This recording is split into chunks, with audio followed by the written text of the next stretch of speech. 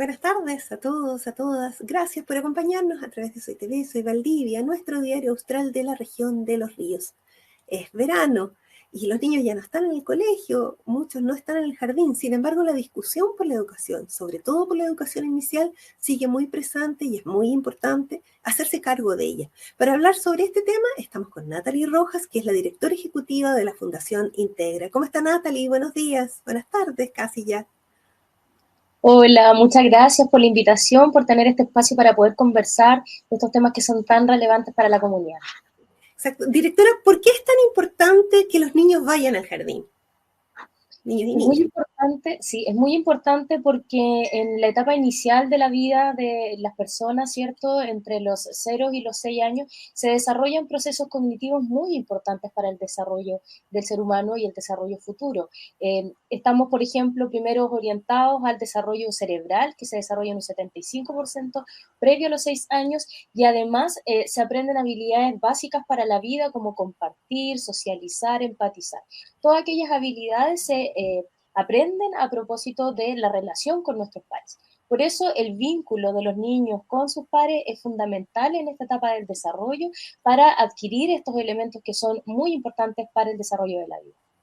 Directora, sin embargo, eso que usted está señalando es absolutamente atendible y yo no creo que nadie no esté de acuerdo. Sin embargo, niños y niñas en Chile y en la región de los ríos, donde usted está en este momento de visita, tenemos un alto ausentismo. Hay muchas familias que no mandan a sus niños y niñas al jardín. ¿Por qué pasa eso? ¿Qué diagnóstico tienen ustedes?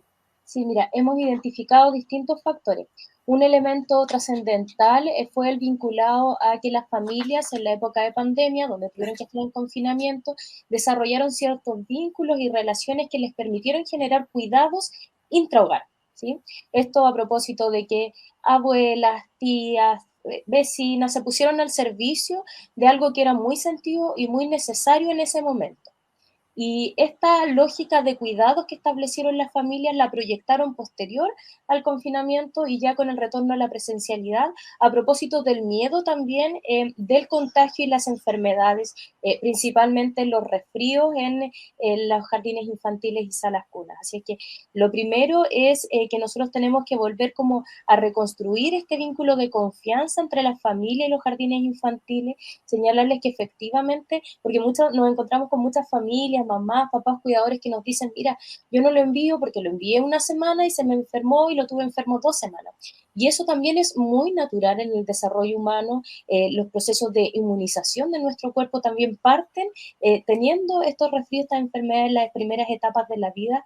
Así es que también hacerles un llamado a las familias a que recuperemos esta confianza, que es necesario entonces que pasemos por estos procesos para también desarrollar nuestra inmunidad a futuro, y también volver a reconstruir la confianza para que las familias envíen a los niños a los establecimientos. Es súper importante que conozcan los beneficios que trae, ¿cierto? El compartir, el estar en espacios de confianza y además en lo que nosotros llamamos el aprendizaje a través del juego, que es algo que hemos visto en el mundo de las tecnologías que también ha ido en retirada, ¿cierto?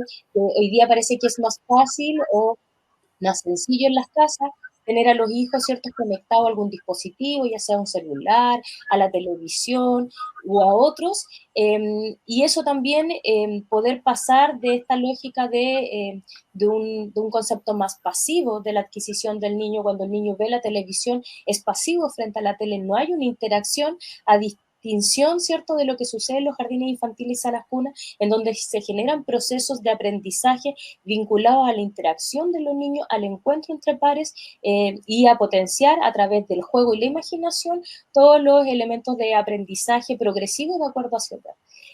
Entonces, hoy día el trabajo que tenemos nosotros como fundación es volver a confiar, a crear estos puentes de confianza entre la familia y la institución para poder a través de esa arista entonces hacer que los niños vuelvan a los establecimientos. Por otra parte, también hay muchas familias primerizas que sus hijos nacieron en esta época de confinamiento, por lo tanto los primeros meses de vida también estuvieron solo en contacto con sus padres, madres o cercanos cuidadores, y también existe como este temor a cómo llevo a mi hijo que nunca ha tenido relación con otras personas a llevarlo a las salas cuna y jardines infantiles. Y en ese sentido también el bajar en las medidas, ¿cierto?, del Ministerio de Salud a propósito de que los padres, madres puedan ingresar al jardín, eso ha sido también bien fundamental para que las familias puedan nuevamente vincularse con el establecimiento, poder entrar, identificar cómo funcionan los jardines infantiles. Nosotros somos jardines con puertas abiertas y eso también las familias, las comunidades lo han valorado bastante.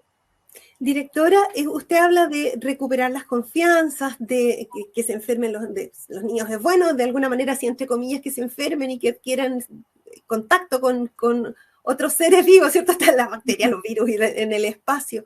¿Y cuáles son los discursos? ¿De qué manera ustedes se vinculan con las familias para que esa confianza regrese? Porque una cosa es los argumentos técnicos que usted me ha señalado y que son entendibles, y la otra es el afecto.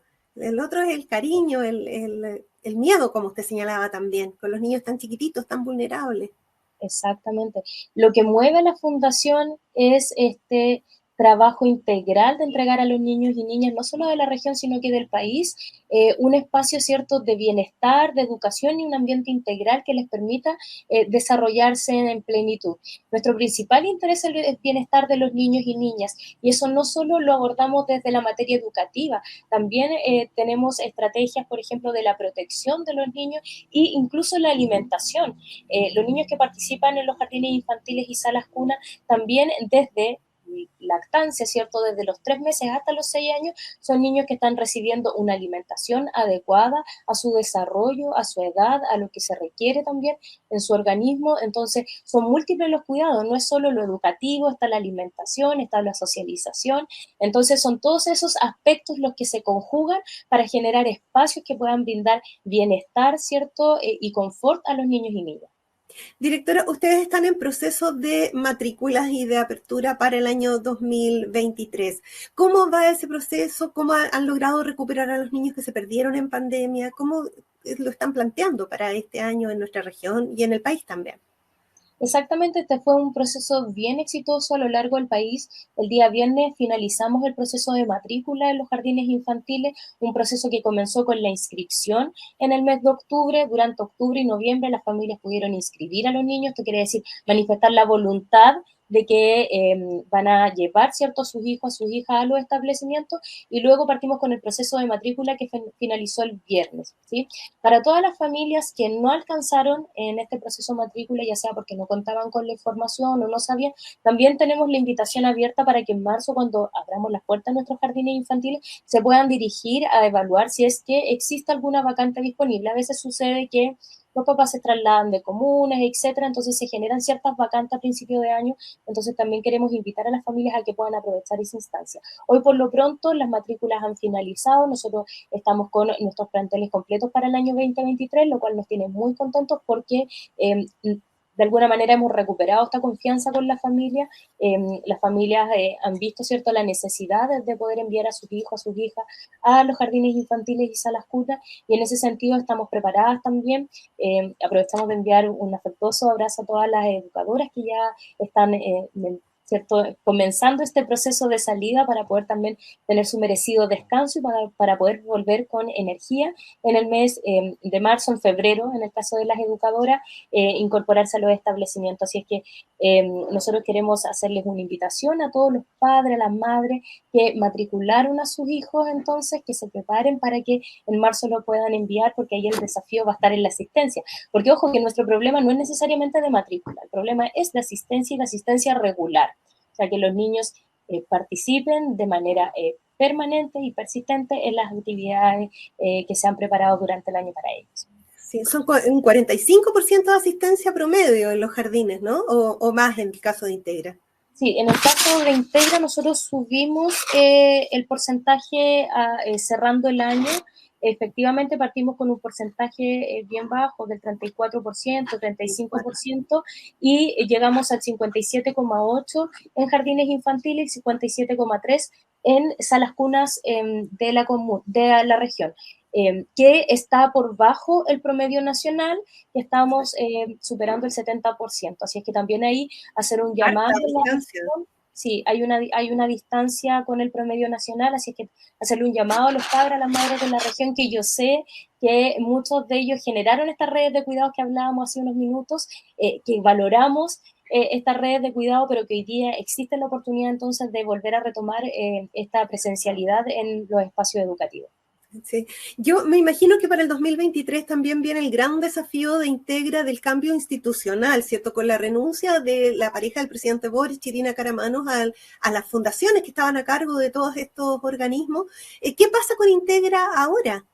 Sí. ¿Dónde va? ¿De qué depende? ¿Cómo va a cambiar? ¿Qué Mira, pasa con ustedes ahora? esta transformación es una transformación bien esperada por los trabajadores y las trabajadoras de la fundación, a propósito de que las 6 fundaciones de la Corporación Sociocultural tenían en su presidenta el cónyuge del presidente o presidente de la República o La quien primera estuviera dama. presidente. Exacto. Entonces, lo que las fundaciones hicimos fue cambiar nuestros estatutos de modo tal que el presidente o presidenta fuera nombrado por el ministro de la cartera que nos corresponde. Por ejemplo, en el caso de Integra, que es del ámbito de la educación, la cartera que le corresponde es el Ministerio de Educación. Por ejemplo, Artesanía Chile, que es del área de la cultura, la cartera que le corresponde entonces es el Ministerio de las ¿Pero Culturas. va a depender del Ministerio de Educación? ¿Sus Lo que fondos, pasa sus es recursos, su control? eso siempre ha sido así. Nosotros desde que funcionamos como Integra, funcionamos a través de un convenio de colaboración que se firma con el Ministerio de Educación, a través hoy en día de la Subsecretaría de Educación Parvularia desde el 2017, que es cuando se crea la subsecretaría. Entonces nosotros siempre hemos recibido recursos públicos y todas las operaciones de Fundación Integra son con recursos públicos a través de un convenio con el Ministerio de Educación. Eso no va a cambiar y esa estabilidad se mantiene.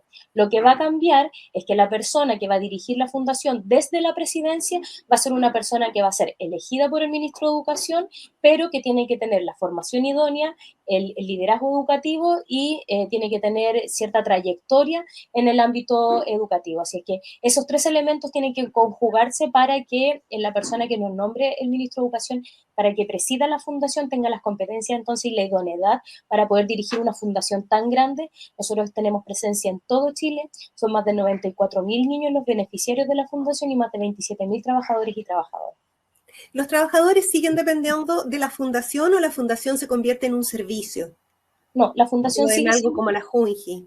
sí, no, la fundación sigue siendo una fundación de derecho privado sin fines de lucro.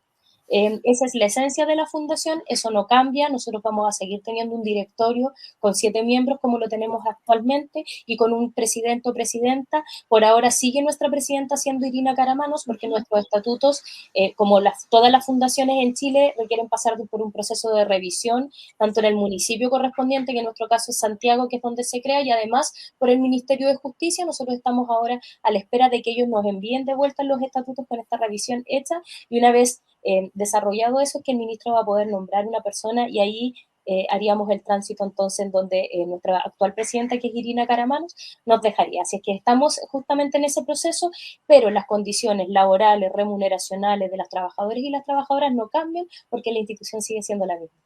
Exacto. Directora, ¿esto no es un paso como para que Junji e Integra, Junji, la Junta Nacional de Jardines Infantiles e Integra, sean una sola organización? ¿No va hacia allá este cambio? Yo creo que Y esa si es no una de es las, así, ¿cuál es la diferencia entre una y otra, no?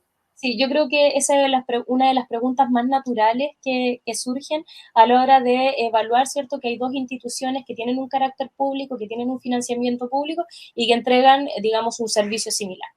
Eh, pero la fusión de instituciones no es algo tan sencillo en nuestro país, ¿sí? Hay que contemplar, por ejemplo, que Junji son funcionarios públicos que están bajo un estatuto administrativo, a diferencia de Fundación Integra, que son funcionarios que están bajo el Código del Trabajo, ¿sí?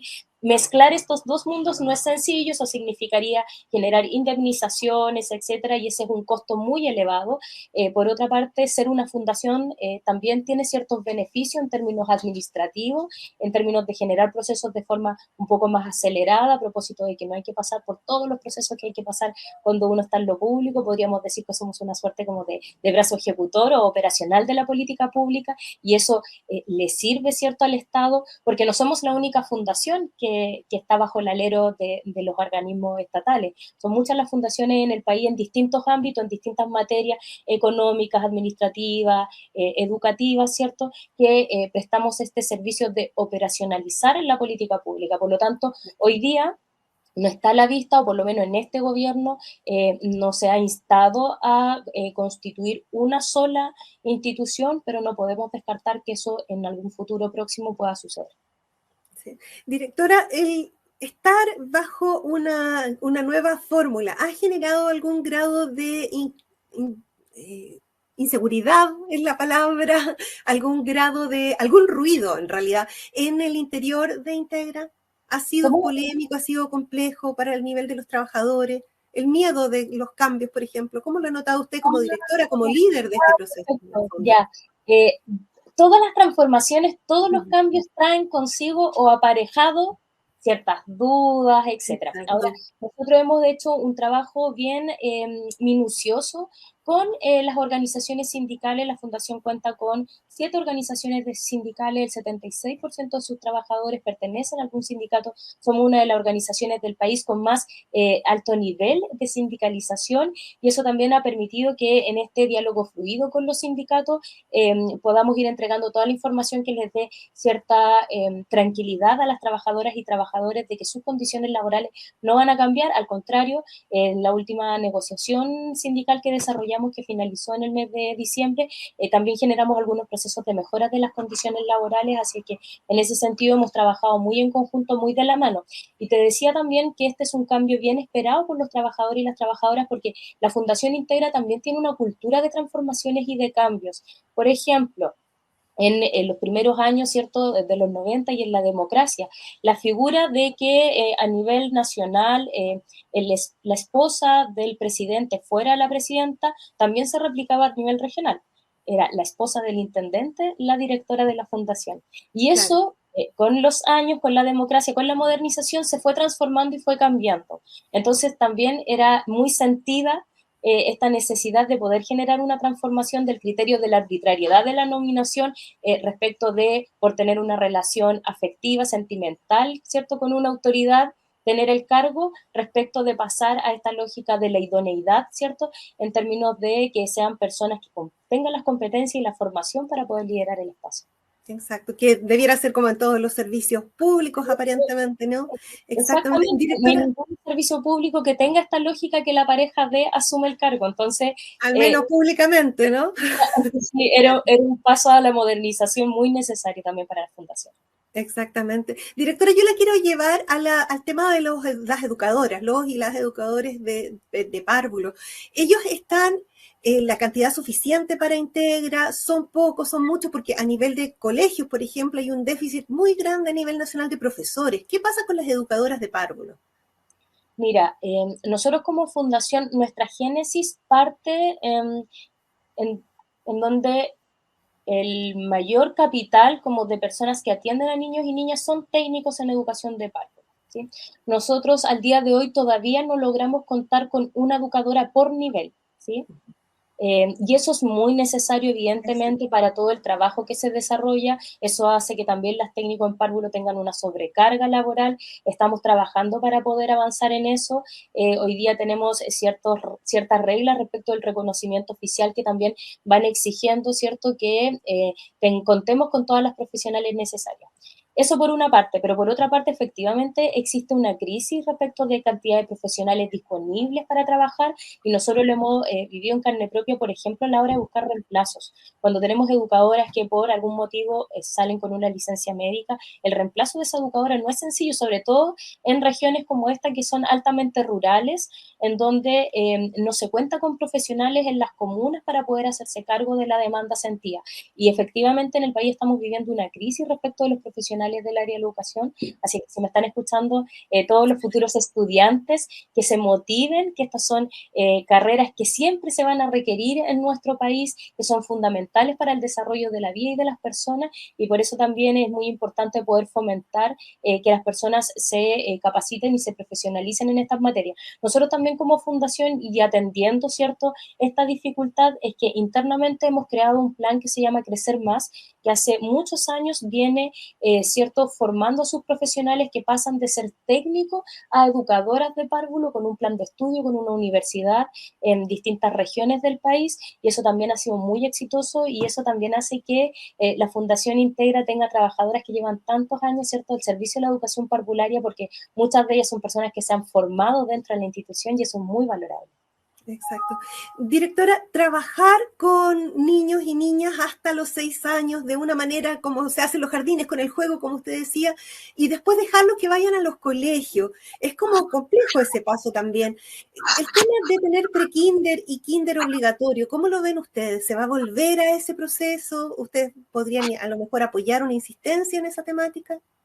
Sí, mira, eso es muy relevante para la transición como al nivel escolar de los niños y niñas. También nosotros recibimos muchos relatos de padres y madres que nos señalan que los niños les cambia mucho el panorama cuando pasan de los jardines infantiles a las escuelas porque hay todo un contexto de escolarización desde bien pequeño. Nosotros estamos insistiendo entonces de que sea el juego la herramienta a partir de la cual los niños se formen y aprendan en los primeros años hasta los 6 años de vida, y ese es un trabajo bien intenso que estamos haciendo. Nosotros, nuestro fuerte está en los niveles salas cuna y medios, y los niveles de prekinder y kinder para nosotros son niveles heterogéneos que los tenemos combinados, pero que son los menos en el país. Entonces, hemos trabajado fuertemente en poder apoyar esta transición a la escolarización y por nosotros que ese proceso se retarde lo más posible porque creemos efectivamente de que todas las estrategias vinculadas al encuentro entre pares y a las rutinas vinculadas al juego son súper necesarias en esta primera etapa. Directora, ¿y el tema de la lectoescritura? ¿Tiene que salir un niño leyendo del jardín o no? No es necesario. O sea, hay un montón de cosas que uno aprende mucho antes de aprender a leer o escribir.